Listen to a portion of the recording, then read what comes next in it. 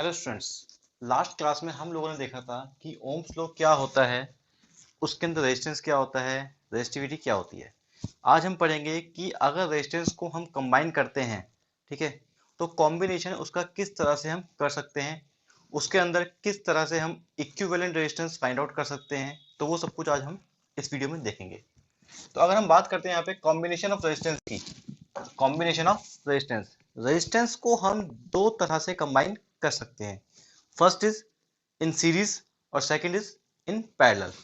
तो series connection की अगर बात करते हैं हम, सीरीज में क्या होता है कि एक वायर है, उसी के अंदर एक रेजिस्टेंस लगाया, उसी वायर के अंदर आगे दूसरा लगाया, उसके आगे तीसरा लगाया। तो यहाँ पर क्या होता है कि जो एक्चुअली ये जो होते हैं हमारे, ठीक है, तो यहाँ पे कह सकते हैं हम कि resistance are connected in a wire end to end. एक का एंड हुआ, दूसरे की स्टार्टिंग हो गई, दूसरे का एंड हुआ, तीसरे की स्टार्टिंग हो गई। तो एक के बाद एक रेजिस्टेंस जब जुड़ता जाता है तो उसको बोलेंगे हम सीरीज कॉम्बिनेशन। सीरीज कॉम्बिनेशन के अंदर हर रेजिस्टेंस के अंदर जो करंट जाएगा वो सेम रहेगा। सपोज यहां से अगर आई करंट गया, आई कुछ भी वैल्यू हो सकती है, 2 एम्पियर, 3 एम्पियर, 4 एम्पियर, तो जितना भी करंट यहां से फ्लो होगा इसमें भी उतना ही जाएगा, इसमें भी उतना ही जाएगा, इसमें भी उतना ही जाएगा। ऐसा नहीं है कि यहाँ पर अगर 1 एम्पियर है तो यहाँ पर 2 एम्पियर हो जाए, यहाँ पर 3 एम्पियर हो जाए, या वहां पर 3 एम्पियर है यहाँ पर 2 हो जाए, यहाँ पर 1 हो जाए। करंट सभी के लिए सेम रहेगा, उसमें कोई चेंजिंग नहीं आएगी। But potential difference in each resistance will be different. Her resistance के अंदर पोटेंशियल डिफरेंस जो होगा वो चेंज हो जाएगा। कैसे? सपोज इसके बीच के अंदर हम एक वोल्ट मीटर लगा दें, ये V1 मान लीजिए, ये V2 मान लीजिए, और इसके बीच का V3।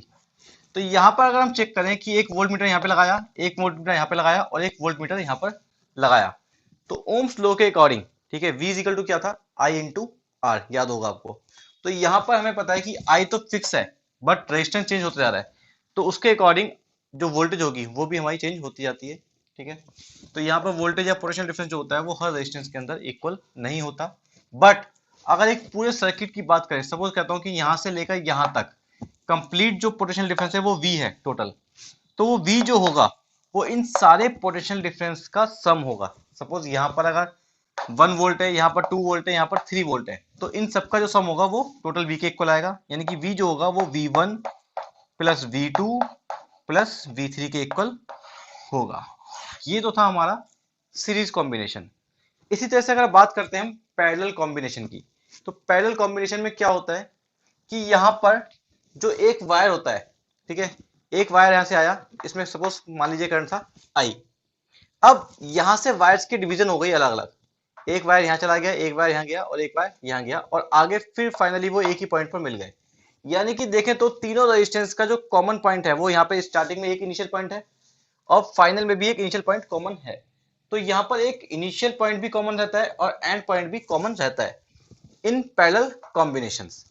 जब यहाँ पर पैरेलल कॉम्बिनेशन देखते हैं यहाँ पर, तो इसके अंदर पोटेंशियल डिफरेंस जो होता है वो हर रेजिस्टेंस में सेम रहता है, इसके अंदर, इसके अंदर, इसके अंदर, ठीक है, सेम रहेगा। वो क्यों रहेगा? बिकॉज करंट जो होता है वो करंट हर किसी में डिवाइड हो जाता है। यहाँ पर I1 जाएगा, सपोज यहाँ पर I2 गया और यहाँ पर I3, वायर को डिवाइड करते ही करंट भी डिवाइड हो गया, और करंट के डिवाइड करने की वजह से पोटेंशियल डिफरेंस जो होगा वो तीनों में सेम आएगा, ठीक है। तो यहाँ पर अगर करंट डिवाइड हो भी गया, बट अगर हम पूरे सर्किट के करंट की बात करें तो ये प्लस ये प्लस ये, अगर इन तीनों करंट को डिवाइड ऐड कर दें तो वो इस टोटल करंट के इक्वल आता है। यानी कि I is equal to I1 plus I2 plus I3 के इक्वल आता है। तो यहाँ पर जो हमने पढ़ा कि यहाँ पर देखा है कि पोटेंशियल डिफरेंस डिफरेंट होता है और पैरेलल के अंदर पोटेंशियल डिफरेंस सेम रहता है। तो यही रीजन था हमारा कि आपको मैंने बताया था कि सीरीज के अंदर हमेशा हम एमीटर को लगाते हैं और पोटेंशियल डिफरेंस को मेजर करने के लिए वोल्ट मीटर जो होता है वो पैरेलल में लगता है। बिकॉज पैरेलल के अंदर पोटेंशियल डिफरेंस कभी चेंज नहीं होता और सीरीज में करंट चेंज नहीं होता, इसलिए एमीटर को सीरीज में लगाया जाता है। तो उम्मीद करता हूँ कि आपको ये समझ में आएगा कॉम्बिनेशन ऑफ रेजिस्टेंस।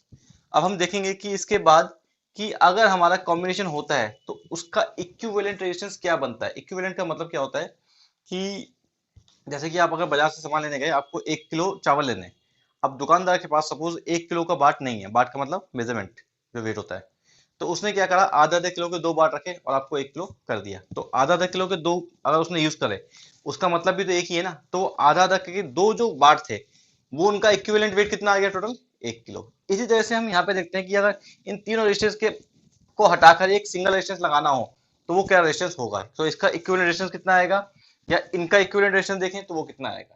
तो अभी हम वो आगे वही चेक करेंगे, ठीक है। यहाँ तक एक बार देखिए, कोई डाउट होता है प्लीज मुझे कमेंट। सो स्टूडेंट्स, अब हम देखते हैं कि इक्विवेलेंट रेजिस्टेंस जो होता है सीरीज के अंदर किस तरह से फाइंड आउट किया जाता है। सपोज एक हमारे पास सर्किट है जिसमें R1, R2 एंड R3 तीन रेजिस्टेंस दिए गए हैं और तीनों ही हमारे सीरीज में कनेक्टेड हैं। अब अगर हम बात करते हैं कि इनके अंदर यहाँ पर वोल्टेज है V1, यहाँ V2 और यहाँ पर V3, और करंट इसमें पास हो रहा है I टोटल, ठीक है। और टोटल इसकी वोल्टेज मान लेते हैं हम यहाँ पे V, जो हमारी बैटरी है वो V वोल्ट की है, तो टोटल वोल्टेज हो गई V।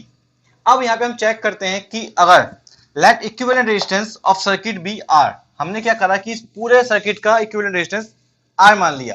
अगर टोटल R है तो अकॉर्डिंग टू ओम्स लॉ के अकॉर्डिंग हमें पता है V इज इक्वल टू क्या होता है, I into R, V1 is equal to I into R1, और V2 is equal to I into R2, और V3 is equal to I into R3। कैसे, V is equal to IR already आपको पता है Ohm's law के according. जब V1 देखेंगे यहाँ पर तो रेजिस्टेंस R1 है, करंट कितना जा रहा है I, क्योंकि करंट सब में सेम ही रहेगा सीरीज के अंदर, तो I इंटू R1। यहाँ के अंदर V2 इज इक्वल टू क्या हो जाएगा, I इंटू R2, क्योंकि करंट सेम है बट रेजिस्टेंस कितना हो गया R2। ऐसे ही V3। अब हमें पता है कि सीरीज के अकॉर्डिंग अगर सीरीज में देखें हम तो V इज इक्वल टू होता है V1 plus V2 plus V3। अब अगर V is equal to V1 plus V2 plus V3 है तो V की वैल्यू क्या है, I इंटू R, V1 की वैल्यू क्या है, I R1, फिर I R2 और I R3। यहां पर मैंने मल्टीप्लाई का साइन नहीं लगाया, इसका मतलब वो मल्टीप्लाई ही है। एक्चुअली अगर कोई साइन होता है हमारे पास, फॉर एग्जांपल मैंने यहाँ पे एक्स वाई लिखा है, तो उस एक्स वाई का मतलब क्या हो गया, एक्स इंटू वाई। तो उसमें प्लीज आप कंफ्यूज मत होइएगा, ठीक है। तो यहाँ पर I into R, I into R1, I into R2, I into R3। अब यहां से मैंने I कॉमन निकाला तो यहाँ बचा R1 plus R2 plus R3, I से I कैंसिल हो गया तो I इज इक्वल टू आ गया R1 plus R2 plus R3। तो इस तरह से हम सीरीज का कॉम्बिनेशन निकाल सकते हैं कि इक्विवेलेंट रेजिस्टेंस देखें तो अगर सपोज कीजिए यहाँ पर है 2 ओम का रेजिस्टेंस, यहाँ है 3 ओम का रेजिस्टेंस और यहाँ है 4 ओम का रेजिस्टेंस, तो अगर टोटल रेजिस्टेंस देखें हम तो आ जाएगा 2 प्लस 3 प्लस 4, यानी कि 2 और 3 5 और 4 9 ओम, ठीक है। यानी कि अगर हम इस सर्किट को इस तरह से लिख दें, एक 9 ओम का रेजिस्टेंस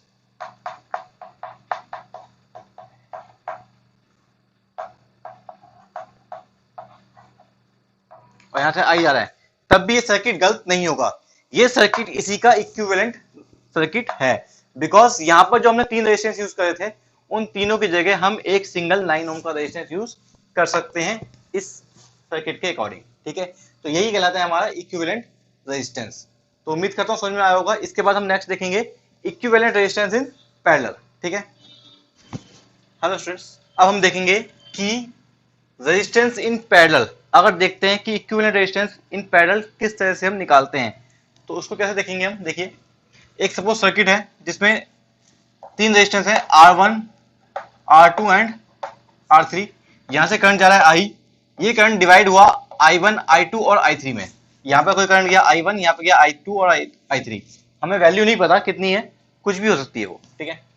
अब हमने एज्यूम कर लिया कि लेट इक्विवेलेंट रेजिस्टेंस जो होगा सर्किट का, पूरे सर्किट का, वो कितना होगा R।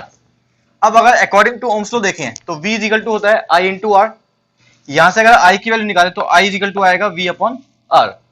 तो I is equal to V upon R आया। सिमिलरली अगर I1 निकालें तो वो आ जाएगा V अपॉन R1। क्यों, बिकॉज V सब में सेम रहेगा। यहाँ पर अगर पोटेंशियल डिफरेंस की बात करें तो तीनों रेजिस्टेंस के अंदर, मैंने आपको पहले बताया था कि पैरेलल के अंदर पोटेंशियल डिफरेंस सेम रहता है। तो अगर वोल्टेज यहाँ टोटल V है, यहाँ पे बैटरी जो है वो V वोल्ट की है, तो पूरा पोटेंशियल डिफरेंस कितना रहेगा V। तो I1 is equal to V upon R1 इसके अकॉर्डिंग, फिर I2 हो जाएगा तो V अपॉन R2 हो जाएगा, I3 V अपॉन R3। यहाँ पर V चेंज नहीं हुआ बिकॉज पोटेंशियल डिफरेंस सेम रहता है पैरेलल के अंदर। अब हम बात करते हैं कि इन पैरेलल्स, अगर पैरेलल्स की बात करें तो I इज इक्वल टू आता है I1 plus I2 plus I3, मैंने बताया था भी आपको। तो I की वैल्यू है V upon R, I1 V upon R1, I2 V upon R2 and I3 V upon R3। Value put करी हमने, यहाँ से V कॉमन निकाला तो V कॉमन निकालने के बाद यहाँ बचा 1 upon R1, 1 upon R2 and 1 upon R3। V से V कैंसिल हो गया, तो यहाँ बचा 1/r is equal to 1/r1 plus 1/r2 plus 1/r3। तो ये हमारा फाइनल फॉर्मूला आया इक्विवेलेंट रेजिस्टेंस निकालने के लिए। अब अगर सपोज कीजिए कि यहाँ पर रेजिस्टेंस रखा है 2 ओम का, यहाँ दे रखा है 4 ओम, यहाँ दे रखा है 6 ओम, ठीक है। यहाँ पर रेजिस्टेंस कितने का है? 2, 4 और 6। सपोज R1 आपको दिया है कितना? 2 ओम, R2 है 4 ओम और R3 है 6 ओम, ठीक है। तीनों रेजिस्टेंस दे रखे हैं आपको। अब आपसे पूछा जाए कि यहाँ पर आपको इसका टोटल रेजिस्टेंस निकालना है, तो 1/r is equal to 1/2 plus 1/4 plus 1/6। 1/r 2, 4, 6 LCM कितना आ जाएगा? 12। तो ये हो जाएगा 6 प्लस 3 प्लस 2 दैट इज 6, 3, 9 और 2 11/12। तो 1/r इज इक्वल टू 11/12 आया, या फिर हम कह सकते हैं कि r इज इक्वल टू 12/11 ओम। ये हमारा टोटल रेजिस्टेंस आ गया, ठीक है। तो जब ज्यादा वेटेज हो रेजिस्टेंस की और हमको उसका कम करना है तो पैरेलल में लगा देते हैं। जैसे फॉर एग्जांपल हमने दो रेजिस्टेंस लगाए पैरेलल में, तो पैरेलल में लगाने में क्या होगा? इक्विवेलेंट उसका कम हो जाएगा, 2 से भी कम हो जाएगा। लेकिन अगर उसको सीरीज में लगाएंगे तो रेजिस्टेंस बढ़ जाता है। तो आप थोड़ा सा इससे आपको ये आइडिया हो जाएगा कि सीरीज में लगाने पर रेजिस्टेंस हमेशा बढ़ता है और पैरेलल में लगाने पर रेजिस्टेंस घटता है। इस चीज को, इस पॉइंट को प्लीज आप माइंड में नोट कीजिएगा, बिकॉज ये कई बार न्यूमेरिकल में हमारे काम आता है कि पैरेलल में रेजिस्टेंस कम होता है और सीरीज में रेजिस्टेंस बढ़ता है। उम्मीद करूंगा कि आज का टॉपिक जो था हमारा कॉम्बिनेशन ऑफ रेजिस्टेंस, वो आपको समझ में आया होगा। अगर समझ में आया है तो प्लीज लाइक कीजिएगा वीडियो को, कमेंट कीजिएगा। अगर समझ में नहीं आया तब भी प्लीज कमेंट करके बताइएगा कि क्या प्रॉब्लम है, ताकि उसको रेक्टिफाई किया जा सके। Thank you.